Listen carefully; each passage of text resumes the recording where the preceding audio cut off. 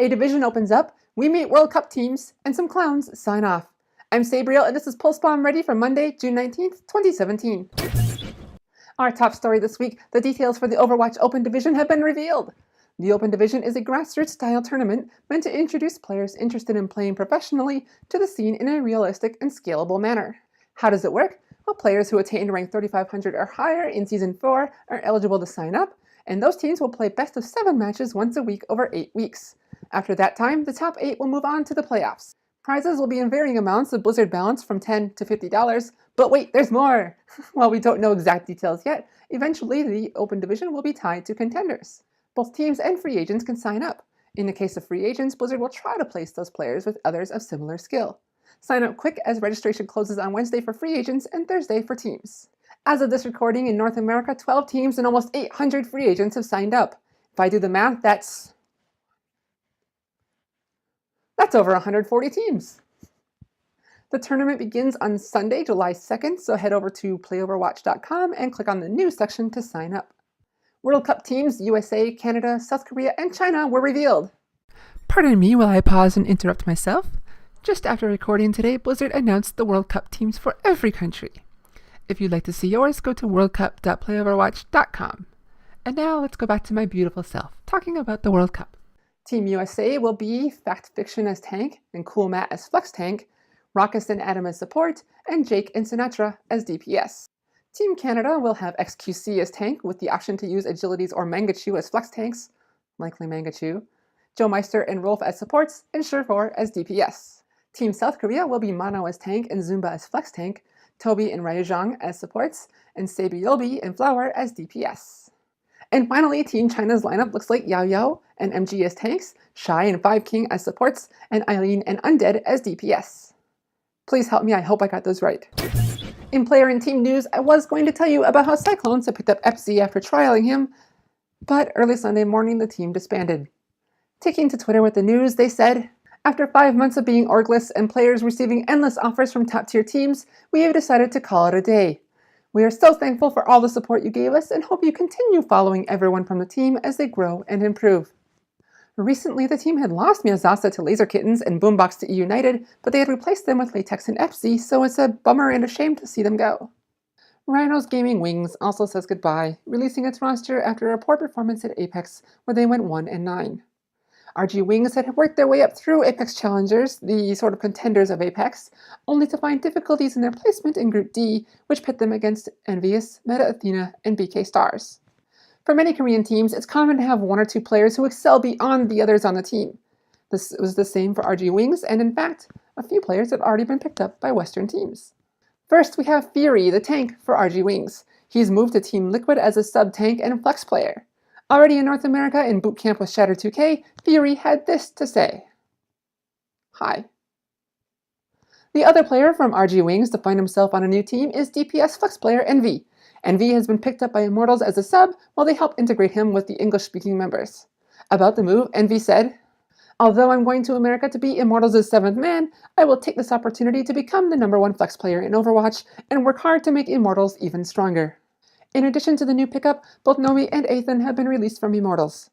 The two had been on the roster since last September when the organization acquired Team Sodipop, but the writing was on the wall when the two were benched at the beginning of June, the same time Kariv and Fate left Mighty AOD to join Immortals. Selfless has picked up Carpe and Midnight on a trial basis.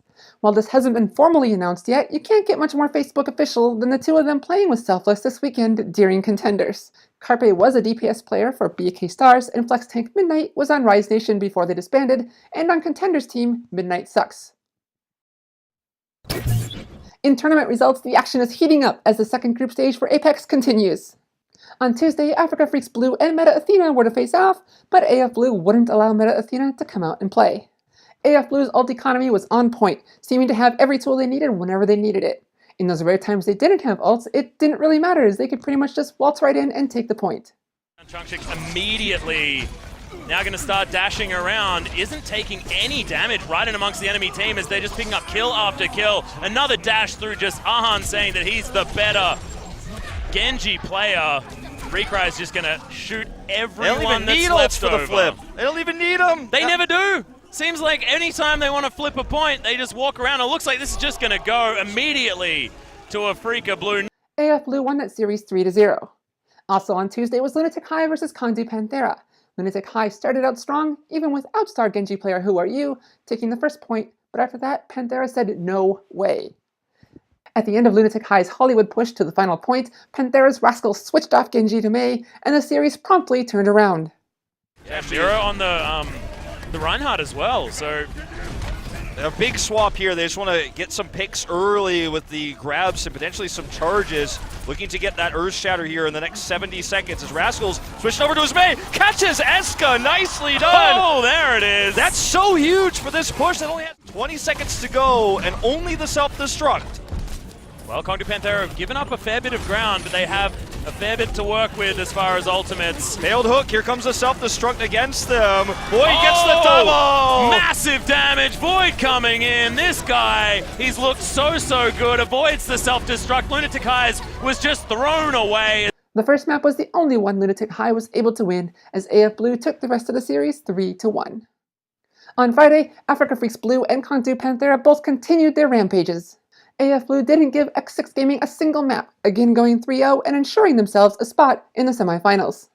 Panthera then faced off against LW Blue and, just like with lunatic-hai, gave them the first map, but easily took the last 3 and also moved on to the semifinals.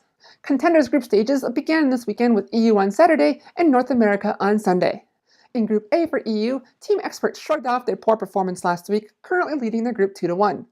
Laser Kittens is the only EU team without a loss, holding a 3-0 record in Group B. Team Singularity dropped the Ninjas from their name and lead Group C 2-1, and Movistar Riders are at the top of Group D, also 2-1. The biggest upsets thus far? Well, Gamers Origin and Cyclowns both finished the day at 0-3. As I mentioned earlier, Cyclowns have since disbanded, and thus will not be finishing Contenders. Currently we don't know what that means for their group, but we'll find that out soon. One of the best moments for EU Day 1 was this EMP by Gray on Laser Kittens, where he cancels out the ults for all of Misfits on this Hanamura push. The thing is that Misfits have so many ultimates to use that Gray has his EMP ready, and he's playing really aggressively here. Oh man, they might not check this doorway. This EMP is gonna be huge. It cancels out so many people. Lights out, says Sopra as Munchkin is there for the follow-through. For the first leg of North America, Team Liquid currently sits at the top of Group A with 2-1, LG Evil has 3-0 in Group B, the same for Immortals in Group C, and Renegades lead Group D 2-1. Late into the night, FaZe Clan went up against Selfless, and after giving up the first map without much resistance, it appeared they were going to do the same with Oasis, but Shadowburn saved the day and forced Carpe's zoning Deadeye to backfire. Ready to go for Carpe, and he's set up in a position to use. He's gonna pop this one to use it to zone them off the point here. The overtime's taken away. Someone has to touch it. Someone's gonna have to give up their life for this. But no, Shadowburn! He gets the refund from the side, gets the Dragon Blade out. Michael's gonna fall. Joe Meister chimes in, and his FaZe Clan gonna turn this around. Oh man, that Deadeye just working completely against Selfless there. Now the point did flip on over for them, 8%. FaZe pulled off a reverse sweep on the map, but ultimately lost the series 3-1. Before I wrap up, I want to show you this reset by Space during the Yikes Immortals match. Warning, it could be hard to watch, but also hilarious. I've had to do this 3 or 4 times because I keep laughing while I say the line. You mentioned this map's so hard to take back. I mean, all of Oasis so hard to take back. But particularly for Immortals, though, because even in rounds of the